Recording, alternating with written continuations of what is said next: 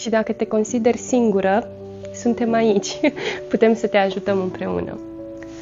În aceste fotografii aveam aproximativ 78 de kilograme și pot spune că nu neapărat kilogramele în plus erau ceea ce era deranjant,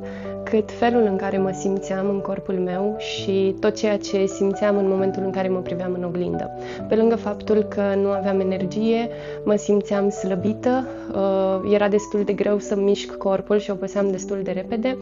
Toate stările emoționale determinate de momentul în care mă priveam erau foarte greu de dus. Deși mergeam la sală, nu aveam un plan bine pus la punct. Alimentația era de asemenea deficitară, fie mâncam foarte strict, fie mâncam foarte mult, fie nu mâncam deloc și tot timpul apărea așa din umbră critica. Schimbarea nu a venit în momentul în care, nu știu, am simțit o motivație așa lăuntrică, ci în momentul în care am conștientizat că sunt femeie și că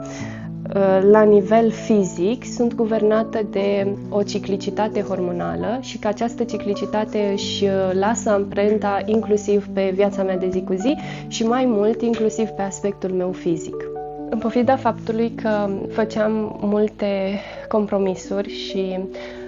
trăgeam de mine destul de mult, chiar mergeam la sală de aproximativ 5 ori pe săptămână, rezultatele nu apăreau. În schimb, au început să apară în momentul în care am implementat disciplina, guvernată de această ciclicitate hormonală, am devenit consecventă, mi-am ascultat corpul și nevoile lui și am pus în practică tot ceea ce am studiat și am aprofundat în acest domeniu. După aproape un an, am ajuns la 60 de kilograme în prezent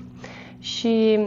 este într-adevăr o realizare, însă această realizare și evoluția mea nu constă doar în minusul de kilograme pe care l-am acumulat, ci în felul în care mă simt în prezent și în capacitățile pe care le-am descoperit în mine și în faptul că m-am cunoscut și din acest punct de vedere.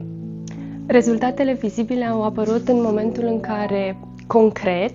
am aplicat un plan de antrenament specific pentru fiecare fază a ciclului menstrual, în momentul în care am înțeles că e necesar să mănânc ceea ce este benefic corpului pentru fiecare fază a ciclului menstrual, în momentul în care nu am mai căutat diete pe termen scurt cu,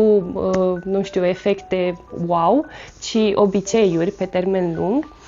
Și nu în ultimul rând, în momentul în care am înțeles că este vorba despre răbdare și nu despre a accelera un proces care necesită pentru o implementare corectă o perioadă îndelungată de timp, pentru că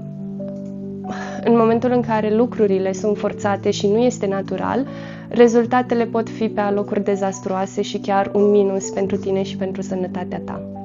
Rezultatele nu au fost doar fizice, respectiv în oglindă, ci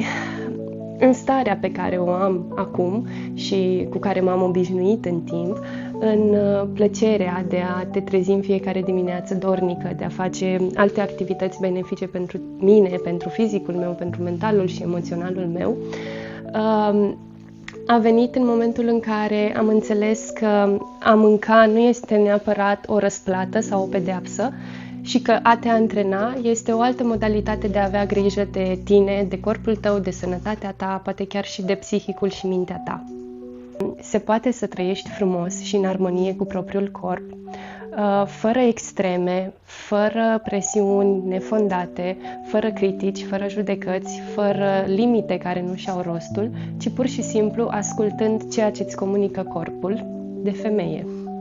Dacă îți dorești și tu rezultate reale sau dacă te afli în postura în care m-am aflat eu și simți că este momentul să faci o schimbare, să știi că nu este nevoie de o motivație perfectă. Ai nevoie să faci un prim pas, să fii consecvent în această dorință și să-ți asumi tot frumosul care urmează să se întâmple.